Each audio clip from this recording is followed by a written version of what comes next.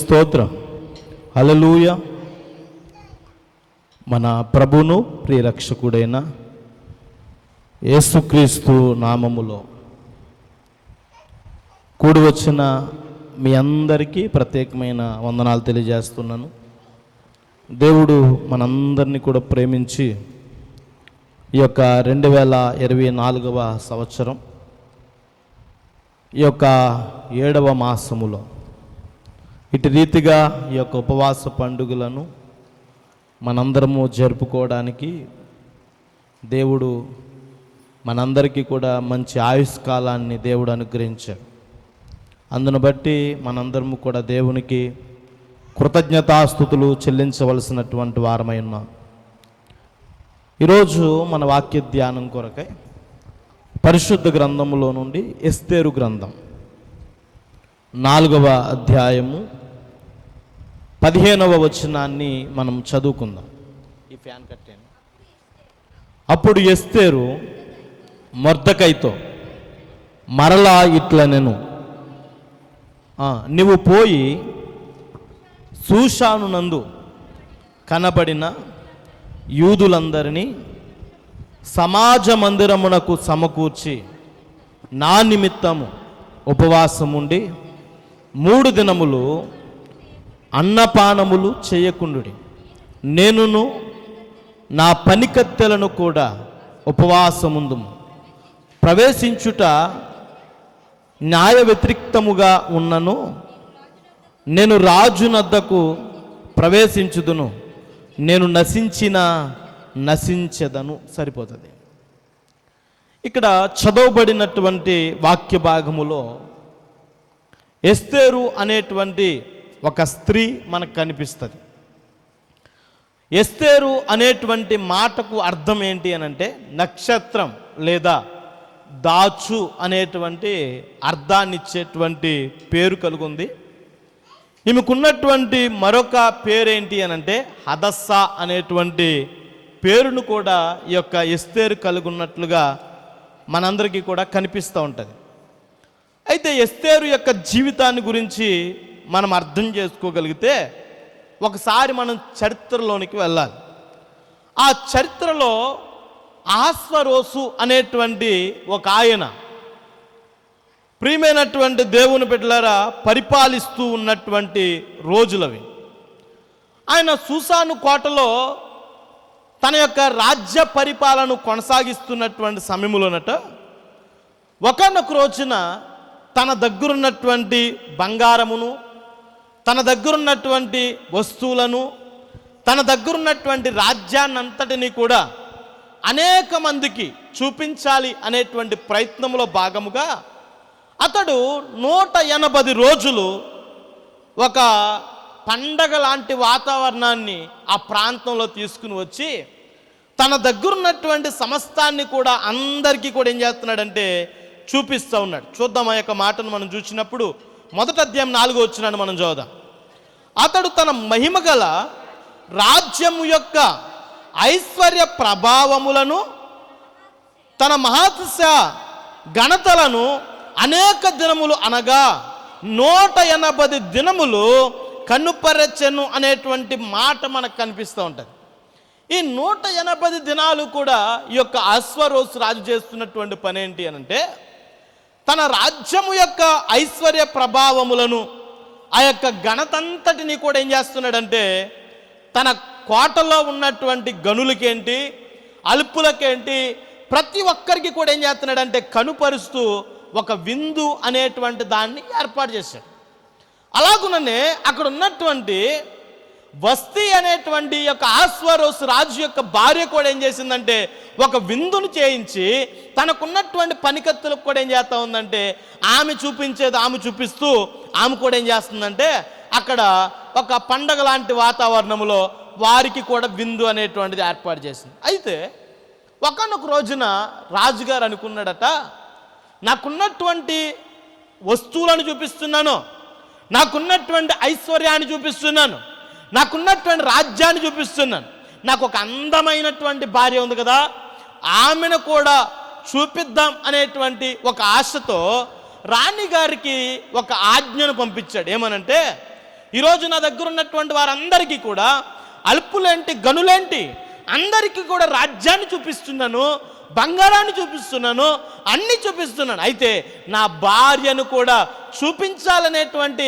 ఆశను నేను కలిగి ఉన్నాను. కాబట్టి నువ్వు కిరీటము పెట్టుకొని ధరించి నువ్వు రావాలి అని చెప్పేసి అక్కడ ఉన్నటువంటి భార్యకు ఆజ్ఞ పంపిస్తే అక్కడ ఉన్నటువంటి భార్య ఏం చేయాలి? లోబడి రావాలి కదా. రావాల్సినటువంటి భార్య రాలేదు, రాను అని చెప్పింది. ఎప్పుడైతే ఈ యొక్క మాట చెప్పిందో రాజుగారికి చాలా బాధ వచ్చింది, చాలా కోపం అనేటువంటిది కూడా వచ్చింది. కానీ అలా దిగమింగుకుంటున్నటువంటి సమయంలో ఒకవేళ రాజుగారికి భార్య మీద కోపం ఉండి రాజుగారు ఊరుకున్నా ఉన్నటువంటి వాళ్ళు ఊరుకోరు కదా. వాళ్ళు వచ్చి అంటారు, రాజుగారు ఈరోజు మీ భార్య మీ మాట ఏం లేదే, మీ భార్య మీరు చెప్పిందే వినలేదు.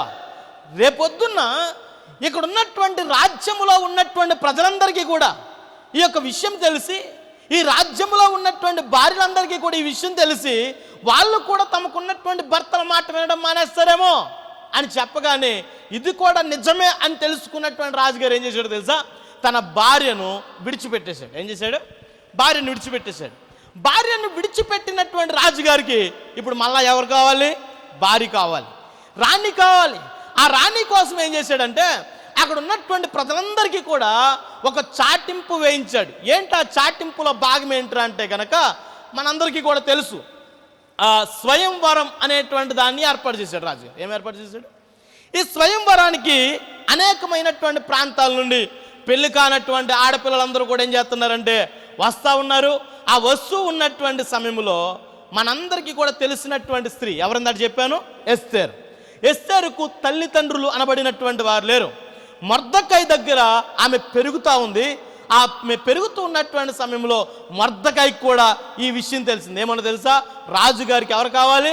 భార్య కావాలి అని చెప్పేసి అందరితో పాటుగా ఇప్పుడు ఎవరిని పంపించాడంటే ఎస్తేరును కూడా ఆ గుంపులో పంపించినటువంటి సమయంలో ఎస్తేరు గారు ఎటువంటి అలంకరణలు అనేటువంటి చేసుకోలేదట.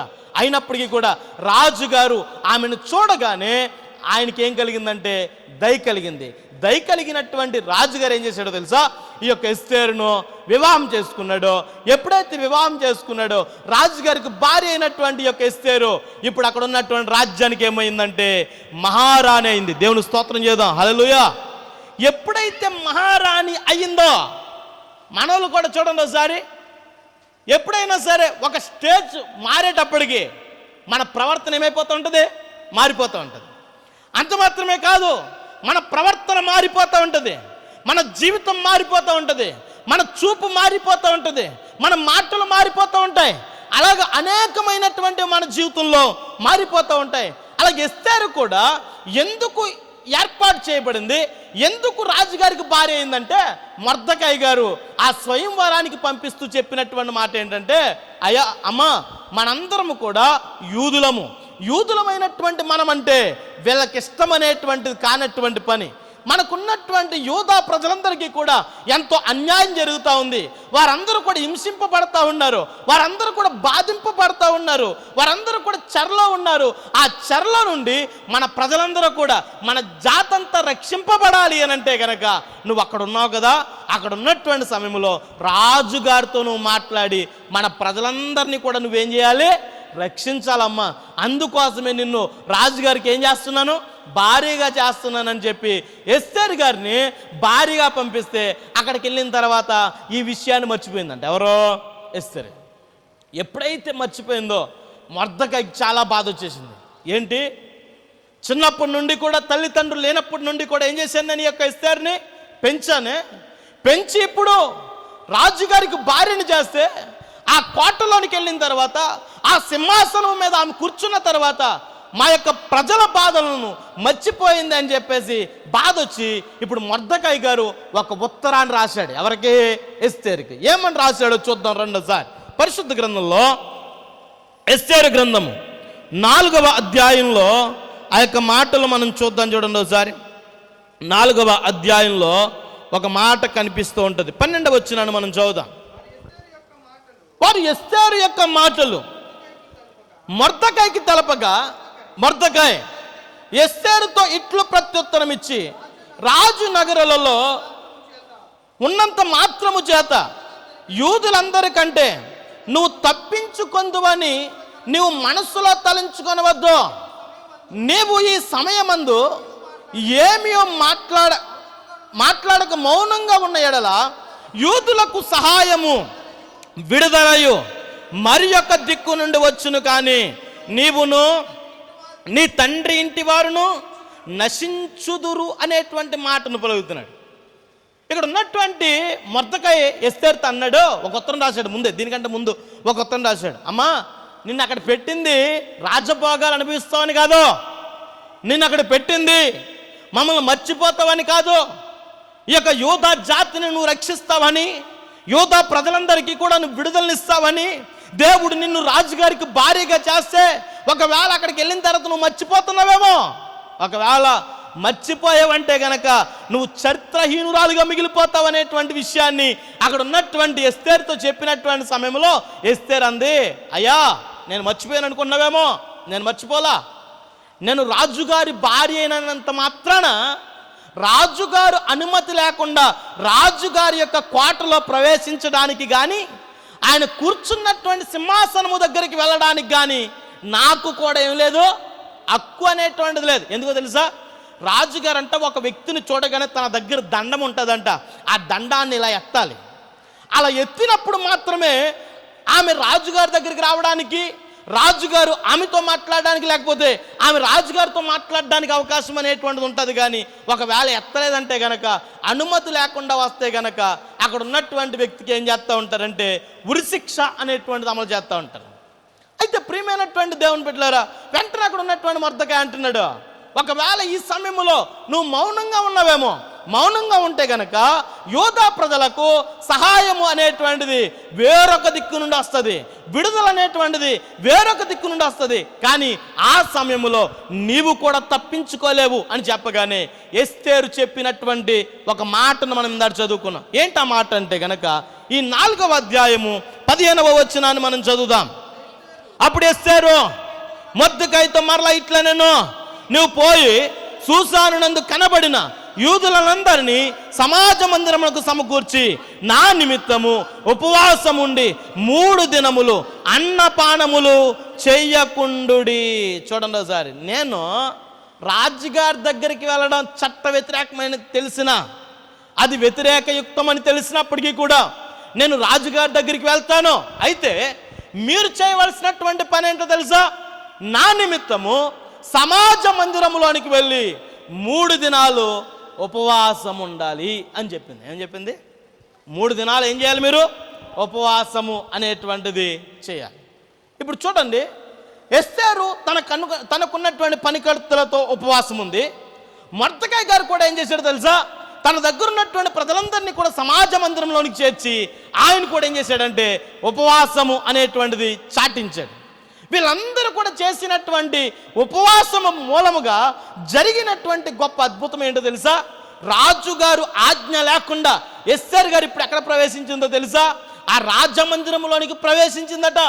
ఆ రాజమందిరంలోనికి ప్రవేశించగానే వెంటనే రాజుగారికి ఆమె యందు దయ కలగగానే తన దగ్గర ఉన్నటువంటి దండాన్ని పైకి లేపాడు. వెంటనే అక్కడ ఉన్నటువంటి ఎస్తేరు గారితో ఏం చేశాడు తెలుసా, మాట్లాడాడు. మాట్లాడడం మాత్రమే కాదు, యూదులకు దేవుడు ఒక ఉన్నతమైనటువంటి కార్యాన్ని, ఒక అద్భుతమైనటువంటి కార్యాన్ని కూడా ఆ రోజు జరిగించాడు. ఇంకా చెప్పనా, దేవుడట రాజాజ్ఞనే మార్చేశాడు. ఏం చేశాడు?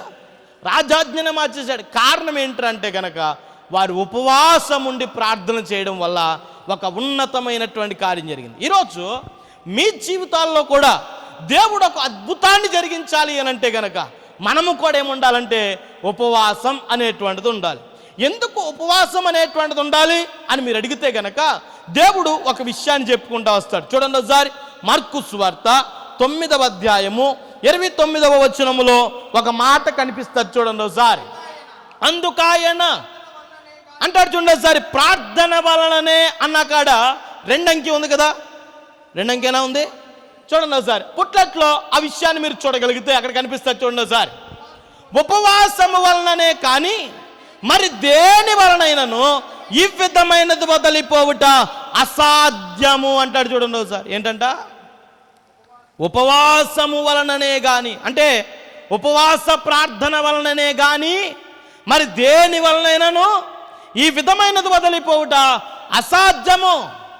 నీకున్నటువంటి కష్టాలు, నీకున్నటువంటి బాధలు, నీకున్నటువంటి ఇబ్బందులు, నీకున్నటువంటి సమస్యలు, నువ్వు అనుభవిస్తున్నటువంటి వేదన, నువ్వు అనుభవిస్తున్నటువంటి ఆవేదన, నీ జీవితంలో నువ్వు అనుభవిస్తున్నటువంటి నిందలు, అవమానాలు, వీటన్నిటి నుండి కూడా నీకు విడుదల కలగాలి అనన్నా, లేకపోతే నువ్వు ఏదైనా సాధించాలి అనన్నా, నీకు కేవలము జరిగేటువంటిది దేనివల్ల తెలుసా?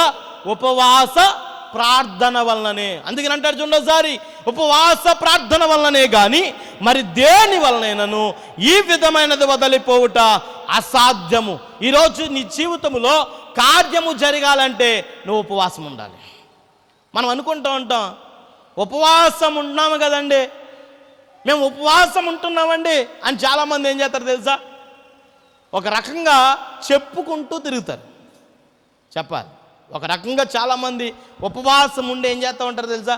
నేను ఈరోజు ఉపవాసం ఉన్నాను, ఈరోజు నేను ఎలా ఉన్నాను, ఉపవాసం ఉన్నానని చాలామంది చెప్పుకుంటూ తిరుగుతూ ఉంటారు. దేవుడు ఏమంటాడు తెలుసా? అలాంటి ఉపవాసం అంటే నాకు ఇష్టం కాదంటాడు. చూడండి సార్, మత్తయి సువార్తలో ఒక మాట కనిపిస్తూ ఉంటుంది. మత్తయి సువార్త 6వ అధ్యాయము 16వ వచనాన్ని మనం చదువుదాం. అంటారు చూడండి సార్, మీరు ఉపవాసము చేయనప్పుడు వేషధారుల వలె దుఃఖముఖులై ఉండకూడదు. కొంతమంది ఫేస్ని చూస్తే అర్థమైపోతుంది, యామ్మా ఈరోజు అలా ఉన్నావు. వీళ్ళకి కావాలని ఉంటారు. దేనికోసం? వీళ్ళకి కావాలని ఏం చేస్తూ ఉంటారు తెలుసా? ముఖాన్ని ఏం చేస్తూ ఉంటారంట? దుఃఖముఖముగా చేసుకుని ఉంటారంట. అంటారు చూడండి సార్, మీరు ఉపవాసము చేయనప్పుడు వేషధారుల వల్ల దుఃఖముఖులై ఉండకుడి, తాము ఉపవాసము చేయుచున్నట్టు మనుషులకు కనబడవల్లని వారు తమ ముఖములను విచారము చేసుకుందరు, వారు తమ ఫలమును పొంది ఉన్నారని నిశ్చయముగా మీతో చెప్పుచున్నాను అంటాడు. చూడండి సార్, ఏంటంట? చాలామంది ఉపవాసం ఉన్నామని తమకున్నటువంటి ముఖాన్ని ఏం చేస్తారంట? వికారముగా చేసుకుని ఏం చేస్తూ ఉంటారట? మేము ఉపవాసం ఉన్నామని తాము ఏం చేసుకుంటారంటే కనపరుచుకుంటూ ఉంటారు. దేవుడు ఏమంటాడు తెలుసా? చూడండి సార్, 17వ వచనంలో ఉపవాసము చేయించున్నట్లు మనుషులకు కనబడిన వల్లని కాక రహస్యమందున్నటువంటి నీ తండ్రికే కనబడవల్లని. నీవు ఉపవాసము చేయనప్పుడు నీ తలంటుకొని నీ ముఖమును కడుక్కొని అప్పుడు రహస్యమందు చూచున్న నీ తండ్రి నీకు చేర్చినప్పుడు నీ తల అంటుకొని నీ ముఖమును కడుక్కొని అప్పుడు రహస్యమందు చూచున్నటువంటి నీ తండ్రి నీకు ప్రతిఫలం ఇచ్చును. దేవుడు ప్రతిఫలం ఇవ్వాలి అని అంటే నువ్వేం చేయాలంట? నువ్వు ఉపవాసము చేయుచున్నట్లుగా నీ రహస్యమందున్నటువంటి తండ్రికే ఏమవ్వాలంట? నువ్వు కనబడాలి. అందుకని అంటాడు చూడండి ఒకసారి, ఉపవాస ప్రార్థన వలననే కానీ మరి దేని వలనైనా ఈ విధమైనది వదిలిపోవట అసాధ్యమనేటువంటి విషయాన్ని దేవుడు ఖచ్చితంగా తెలియజేస్తుంది. ఈరోజు చాలామంది ఉపవాసము ప్రార్థన వలన ఏం కలుగుతుంది, ఉపవాస ప్రార్థన వలన మాకేం జరుగుతుంది అని అనుకుంటే కనుక దేవుని యొక్క వాక్యం చెప్తున్నటువంటి మాట ఏంటో తెలుసా? ఉపవాసము వలననే కానీ మరి దేని వలనైనను ఈ విధమైనది వదిలిపోవట అసాధ్యం. చూడండి ఒకసారి, రాజ్యాజ్ఞ లేకుండా లోపలకు ప్రవేశించుట న్యాయ వ్యతిరేకం అని తెలుసు, అది చట్టబద్ధము కాదనేటువంటి విషయం తెలుసు, అది తప్పు అని తెలుసు, అక్కడ ఉన్నటువంటి రాజుగారు ఊరుకోవడం తెలుసు. అయినప్పటికీ కూడా ఉపవాసం ఉండి ప్రార్థన చేసి దేవుడు రాజాజ్ఞనే మారుస్తాడనేటువంటి విషయాన్ని తెలుసుకున్నటువంటి అక్కడ ఉన్నటువంటి ఎస్తేరు గారు ఏం చేసిందట? ఉపవాసం ఉండి ప్రార్థన చేసి ఇప్పుడు ఎక్కడ ప్రవేశించింది? రాజు యొక్క కోటలోనికి ప్రవేశించింది. ఈరోజు నీ జీవితంలో కూడా దేవుడు ఒక అద్భుతాన్ని జరిగించాలి అని అంటే నీవు కూడా ఉపవాసము అనేటువంటిది ఉండాలి. అందుకని భక్తుడు పాడుతుంటాడు కదా, నీ ప్రజల నెమ్మదికై రాజాజ్ఞ మార్చింది నీవేనని, నీ ప్రజల నెమ్మదికై రాజాజ్ఞ మార్చింది నీవేనని, ఆమును అనచి అధికారులను అదములు చేసిన నీకు అసాధ్యమైనది ఏమున్నది, అసాధ్యమైనది ఏమున్నది, అసాధ్యమైనది ఏమున్నది, అసాధ్యమైనది ఏమున్నది. యూదా స్తుతి గోత్రపు సింహమా, యేసయ్యా ఇయ ప్రగతి నీ స్వాధీనమా. చాలామంది ఉపవాసం ఉంటారు. నువ్వు ఉపవాసం ఉన్నప్పుడు చేయవలసినటువంటి కొన్ని పనులను కూడా దేవుడు చెప్పాడు. రాత్రి ఒక విషయాన్ని మీకు తెలియజేశాను. ఉపవాసం ఉండి నా ప్రాణాన్ని నేనేం చేసుకున్నాను, ఆయాసపరుచుకుంటుని. కానీ నా ప్రార్థన మళ్ళీ ఎక్కడికి వచ్చేసింది? ఎక్కడికి వెళ్ళాలి? ఉపవాసం ఉండి ప్రార్థన చేస్తే దేవుని సన్నిధికి వెళ్ళాలి. ఈరోజు మన ఇంట్లో ఉన్నటువంటి మన పిల్లలు భోజనం చేయకపోతే వాళ్ళ డిమాండ్స్ ఏంటి అని అడిగి మరి ఇచ్చేస్తాం కదా, ఇస్తామేమా? ఇప్పుడు మరి దేవుడు మనం భోజనం చేయకుండా ఉపవాసం ఉండి ప్రార్థన చేసినప్పుడు మన డిమాండ్స్ని దేవుడు తీర్చాలవుద్దా? తీర్చాలి. మరి ఎందుకు తీర్చట్లా? మన ప్రార్థన మళ్ళా తిరిగి మన దగ్గరికి ఎందుకు వస్తుంది? మనలోనే లోపం ఉంది. ఏంటి లోపం అని అడిగితే బైబిల్లో ఒక మాట కనిపిస్తుంది. యెషయా గ్రంథంలో 58వ అధ్యాయం. చాలామంది అడుగుతారట ఇలాగా. 3వ వచనాన్ని మనం చదువుదాం. మేము ఉపవాసం ఉండగా నువ్వెందుకు చూడవు? చూడండి సరే, 58వ అధ్యాయం యెషయా గారు 3వ వచనం. మేము ఉపవాసం ఉండగా నువ్వెందుకు చూడవు, మేము మా ప్రాణములను ఆయాసపరుచుకొనగా నువ్వెందుకు లక్ష్య పెట్టవు అని అందరూ అంటాడు. చూడండి సార్, ఏంటంట? మేము ఉపవాసం ఉన్నామండి, మీరు ఎందుకు చూడట్లా? దేవుణ్ణి అడుగుతారట చాలామంది. ఉపవాసం ఉండగా నువ్వెందుకు చూడవు? మేము మా ప్రాణాలను ఆయాసపరుచుకుంటున్నామే, నువ్వెందుకు లక్ష్య పెట్టవు? మా యొక్క ఆకలిని పక్కన పెట్టాం, భోజనం చేయకుండా అన్నపానములను మర్చిపోయి మేము నీ సన్నిధిలో మొరపెడతా ఉంటే, మా ప్రాణములను మేము ఆయాసపరుచుకుంటుంటే మా ప్రార్థనకు జవాబు ఇవ్వాల్సింది పోయి ఎందుకు మా ప్రార్థనకు జవాబు ఇవ్వట్లేదని చాలామంది అడుగుతారట. ఎవరిని? దేవుణ్ణి. అంటాడు చూడండి సారి, నువ్వెందుకు లక్ష్య పెట్టవు అని అందరూ. అయితే దేవుడు ఏమంటాడు తెలుసా? 4వ వచనం చూడండి సార్, చదవండి. అదే, మీ ఉపవాస దినమున మీరు మీ వ్యాపారాలను మానరు. ఏమన్నాడు? ఉపవాసం ఉన్నామంటాం, ఏదన్నా మానేమా? ఏం మానేం? భోజనం ఓడు తప్ప ఇంకేమన్నా మానేమా? అక్క ఏమన్నా మాంతమా? మానం. ఉపవాసం ఉన్నామని టీవీ మాంతమా? టీవీ చూడడం మాంతమా? మానం. ఉపవాసం ఉన్నామని చెప్పేసి ఇంకేదన్నా మానుతున్నామా? ఏది మానట్లా. ఉపవాసం ఉన్నాం అని చాలామంది చెప్పుకుంటారు, ఏది మానకుండా ఉపవాసం ఉన్నంత మాత్రాన ఏంటి? చాలామంది ఉంటారు శుక్రవారం ఉపవాసం అండి. ఏ ఉపవాసం చెప్పాలి? శుక్రవారం ఉపవాసం. ఎందుకున్న ఉపవాసం? దేవునితో గడపడానికి కదా, దేవునితో నువ్వు సంభాషించడానికి కదా. ఉపవాసం అంటే ఏంటి? ఉపవాసం అంటే అర్థం ఏంటి అసలు?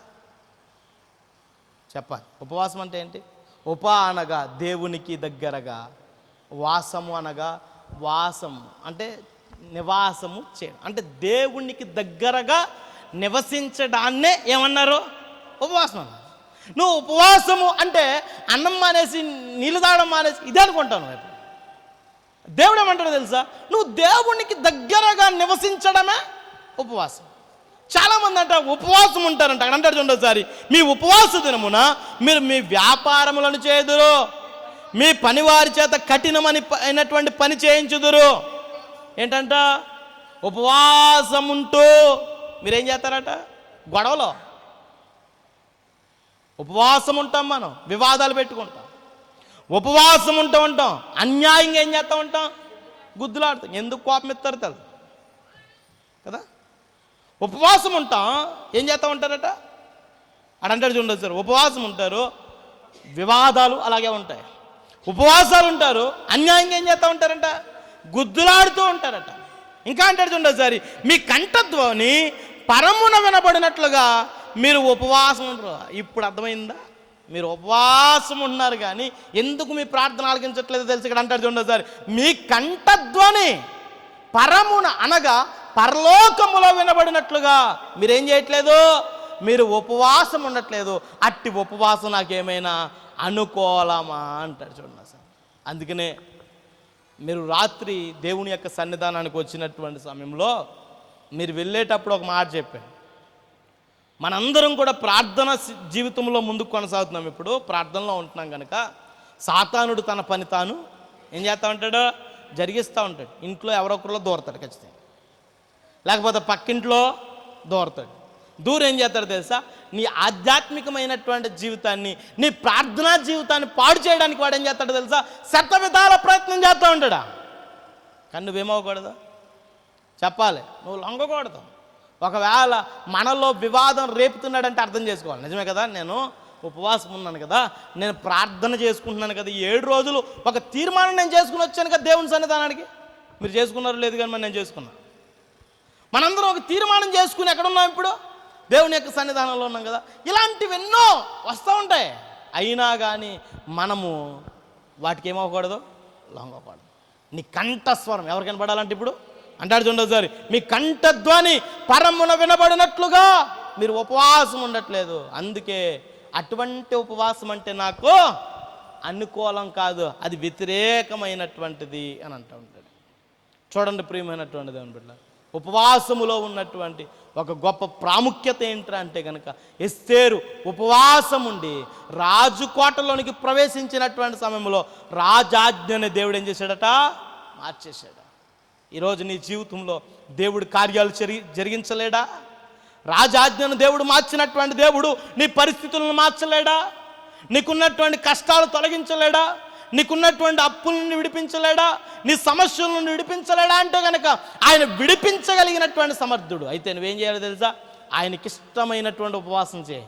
ఉపవాసము వలననే కానీ మరి దేని వలనైనా ఈ విధమైనది వదిలిపోవట అసాధ్యమని దేవుని యొక్క వాక్యం చెప్తా ఉంది కనుక ఆయనకి నచ్చేటువంటి ఉపవాసాన్ని మనం చేద్దాం, ఆయనకి మెచ్చేటువంటి ఉపవాసాన్ని మనం చేద్దాం.